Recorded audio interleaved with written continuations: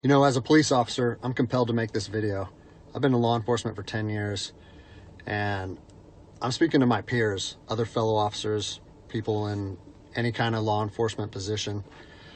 I've seen officers nationwide enforcing tyrannical orders against the people, and I'm hoping it's the minority of officers, but I'm not sure anymore, because every time I turn on the television, every time I look to the internet, I'm seeing people arrested or cited for going to church, for traveling on the roadways, for going surfing, opening their businesses, going to the park with their families, or doing nails out of their own house, using their own house as a place of business, and having undercover agents go there and arrest them and charge them with what? With a crime? I don't know what crime people are committing by doing nails in their own house, but we're seeing this more and more and more, and we need to start looking at ourselves as officers and thinking, is what I'm doing right? Now, I want to remind you that regardless of where you stand on the coronavirus, we don't have the authority to do those things to people just because a mayor or a governor tells you otherwise. I don't care if it's your sergeant or your chief of police. We don't get to violate people's constitutional rights because somebody in our chain of command tells us otherwise. It's not how this country works. Those are de facto arrests. You know, we're violating people's rights and taking money from them, or even worse, arresting them and depriving them of their freedom when they are exercising their constitutional rights. So let's talk about that. Let's read something right here off of the Declaration of Independence. All men are created equal. Among these, we have the right to life, liberty, and the pursuit of happiness. That to secure these rights, governments are instituted among men, deriving their power from the consent of the governed, meaning our power and any government official's power is derived from the people. Okay? We don't hold power over our citizens. It's contradictory to everything that our country stands for. And this is what I'm seeing. First Amendment rights, telling people they can't go to church, freedom of religion. Okay? Telling people they can't protest, freedom of assembly. Fourth Amendment violations, illegal traffic stops to check for papers. What are you, the Gestapo? Is this 1930s Nazi Germany?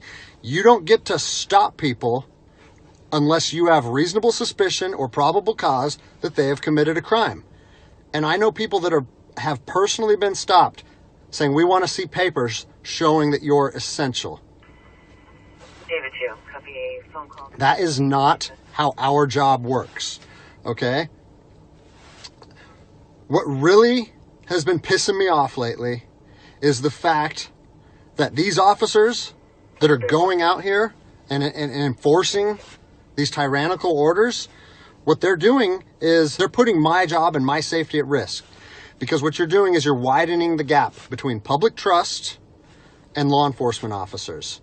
And what that's going to do is it's going to, I mean, look at what's happened to law enforcement in the last 10 years. Less and less public trust, and more often than not, that is a result of isolated incidents that get blown out of proportion. Well, they're not isolated anymore. They're happening every single day. And the thing that I want you guys to realize is that our power that we hold as law enforcement officers, it's nothing more than a facade. It's a badge and a gun. And people, you don't realize, if you haven't lived in anarchy, if you haven't seen combat, things can be stripped from people in a heartbeat. And that's what I'm afraid of. I'm afraid that these actions are going to wake a sleeping giant, i.e. the American people, okay? They are going to be put in a position where they won't have their rights trampled anymore. And us as law enforcement officers, we'll have our ability to enforce the law stripped from us in about 10 minutes. Okay? Go ahead. I think what is going to happen if this continues is we're going to see bloodshed in the streets. Okay? I don't want to see bloodshed in the streets on either side of this coin. I don't want to see fellow officers get injured or killed, and I certainly don't want to see citizens get injured or killed. And I promise you, most of you out there doing these tyrannical acts against our citizens, you're not ready for combat. You're not mentally or physically ready for combat in the first place. I promise you, you don't want to go through that, and I hope I never have to go through that again. You don't get to just say, well, I'm doing this because I was told to do so, or I'm following orders, or I need to keep this job. Guess what? I need to keep this job more than anybody. I have 3 young children. I have 2 houses. Like, I have the same sob story that the rest of you guys have. But my personal choices and my living arrangements, no matter what they are, don't allow me to trample on people's rights. And I don't understand why that concept is so hard for people to understand. Listen, you need to stand up for what's right.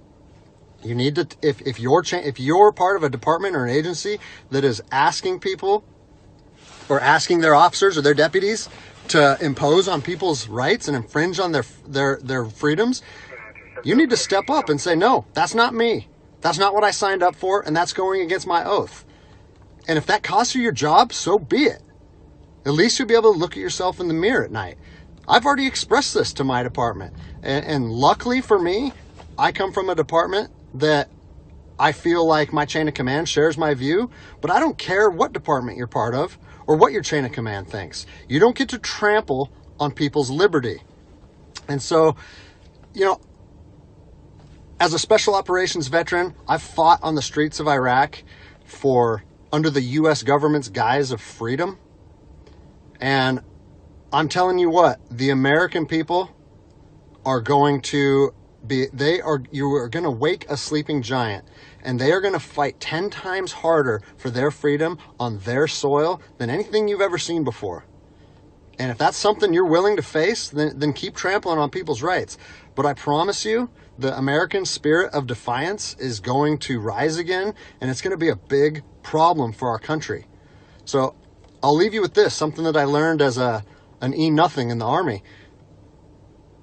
No matter what situation you're put in, if you look inside yourself and ask yourself one question, am I doing the right thing? You ask yourself that, you know the answer. And no amount of money or no order or law or anything should be able to make you go against doing the right thing. So I'm imploring officers to look inside themselves and ask themselves, is this what I want to be doing to my citizens? And I think the answer is clear. And if we all stand up together, guess what? It'll be a non-issue, no factor, because people and law enforcement will be united like we should be.